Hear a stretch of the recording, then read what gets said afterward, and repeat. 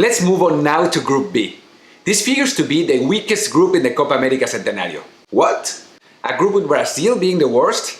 Well, it makes sense and I will explain later, but first of all, let me remind you that besides the 5 times world champions, the rest of the teams involved are Ecuador, Haiti and Peru. Let's start with the second highest favorites of the competition, according to the betting houses. I don't want to dispute their knowledge, but have they realized that Brazil will be without Neymar?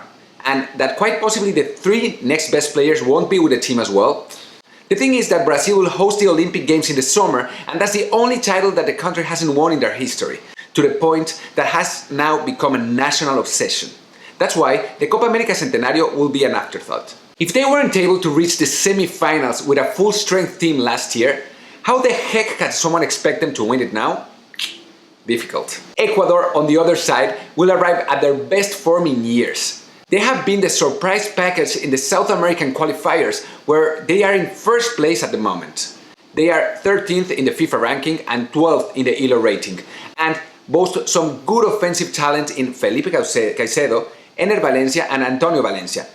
So far so good, but while I was saying their names, you might have thought, well, they are good players, but not exactly world beaters. And you would be right. This is a solid, fast and physical team, but not one of the best of the competition. And now we travel up north to the Caribbean, where we find the unknown figure of the competition. Haiti could be described as an Ecuador light. They are solid, fast, physical, and they don't lack technique. But being in the tournament is already a triumph for the Grenadiers, after beating Trinidad and Tobago in the playoff.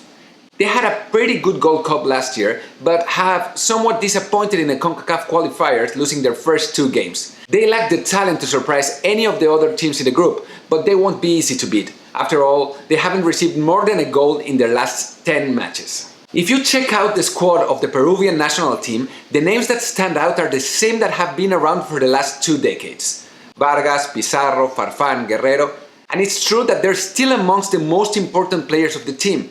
But there's a new crop of interesting players that will have a run in the Copa America. Wolfsburg defender Carlos Asquez, Feyenoord midfielder Renato Tapia or Toluca midfielder Cristian Cueva will try to showcase the talent they have shown so far in the qualifiers to Russia 2018. Okay, let's go now with the forecast. Even at way less than full strength, Brazil should be considered heavy favorites in the group, and the fight between Ecuador and Peru will be an interesting one for the second place.